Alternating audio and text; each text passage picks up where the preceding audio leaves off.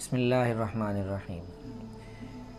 हुज़ूर सल्लल्लाहु अलैहि वसल्लम के बारे में कहा गया, लम यकुनिन नबिय्यु सल्लल्लाहु अलैहि वसल्लम फ़ाहिशन वला मुतफ़हिशन, कि नबी करीम सल्लल्लाहु अलैहि वसल्लम ना ही फ़ितरी तौर पर बदगो थे और ना ही बतकल्लुफ़ बदगोई इख्तियार करते थे।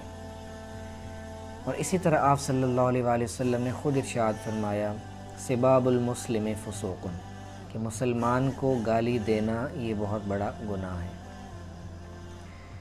बाज़ औक़ात हमारे रोज़मर्रा के मामलात में किसी दूसरे फ़र्द के साथ तलख़ी इस हद तक बढ़ जाती है कि हमारी ज़ुबानों से ऐसे अल्फ़ाज़ अदा होते हैं जो ना अल्लाह को पसंद, ना नबी करीम सल्लल्लाहु अलैहि वसल्लम की तालीमात में ऐसी कोई बात। एक मुसलमान होने के नाते हमें ये देखना होगा कि हमारा तर्ज़ अमल हुज़ूर सल्लल्लाहु अलैहि वसल्लम और सहाबा किराम रज़ियल्लाहु अन्हुम अजमाइन के तर्ज़ अमल से कितना मुताबिकत रखता है। कोई शख्स किसी के साथ तलख़ी इख्तियार करते हुए बदज़ुबानी पर उतर आता है या गाली गलोच तक उतर आता है, तो इसका मकसद होता है अपनी अना की तस्कीन या दूसरे को नीचा दिखाना या दूसरे से कोई बदला लेना, कि दूसरों के सामने अपनी ताकत और बरतरी ज़ाहिर की जाए और दूसरे को बोलने का मौका ना दिया जाए। लेकिन मोहतरम सामईन, हकीकी इज़्ज़त तो अल्लाह के हाथ में है और बुराई के बदले में वो इज़्ज़त कभी नहीं मिलती। तो हमें ये देखना चाहिए कि ऐसे मौक़ों पर हमारा तर्ज़ अमल क्या होना चाहिए। हम तो चाहते हैं कि इज़्ज़त हासिल हो, लेकिन यकीन जानिए कि ऐसी बदज़ुबानी के नतीजे में नामुमकिन है कि लोगों के दिलों में हमारी इज़्ज़त आ सके। वक्ती तौर पर तो किसी के डर या खौफ की वजह से या गुस्से की वजह से हो सकता है लोग उसके सामने चुप कर जाएं या ज़ाहिरी तौर पर उसका एहतराम करने लग जाएं, लेकिन पसे पुश्त वैसे लोग दूसरे लोगों के दिलों में हरगिज़ भी एहतराम की जगह नहीं बना पाते और उनका ज़िक्र खैर नहीं होता बल्कि ज़िक्र शर ही होता है। तो मोहतरम सामईन, हमें ये देखना होगा कि हम किस तर्ज़ अमल को लेकर चल रहे हैं।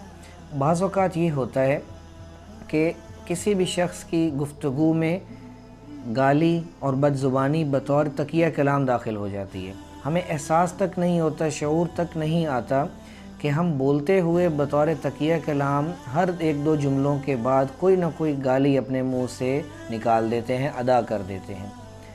तो ये बहुत ख़तरनाक बात है।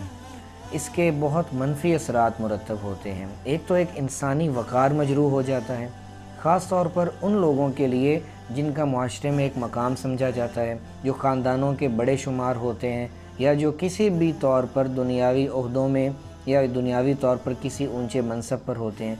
अगर वो ऐसा तरीक़ाकार इख्तियार करें तो उनके लिए ज़ाहिरी तौर पर भी नुकसानदेह है और गुनाह के नुक्ते नज़र से देखा जाए तो उस हवाले से भी अल्लाह की बारगाह में इंसान का मकाम गिर जाता है। तो ना लोगों की नज़र में मकाम बरकरार रहता है और ना अल्लाह की बारगाह में। इसके बचने के लिए, इससे अपना दिफ़ा करने के लिए हमें ख़ुद हिम्मत करना होगी कि हम अपनी अना को तस्कीन पहुँचाने की बजाय अल्लाह रसूल की मर्ज़ी के मुताबिक अपना तर्ज़ अमल अपनाने की कोशिश करें। यकीन जानिए, ज़िंदगी निहायत कीमती है, इसका एक एक लम्हा हमारे लिए बहुत कीमती है। ये तो मरने के बाद इसकी हैसियत का और अहमियत का अंदाज़ा होगा। तो हम एक तो अपने आप से इरादा करें, अज़म करें कि इससे अपने आप को बचाएंगे। ख़्वाह कोई भी मजलिस हो, अपनी ज़ुबान को बदज़ुबानी बदगोई से बचाएं, ना बतकल्लुफ़ ना बिला इरादा।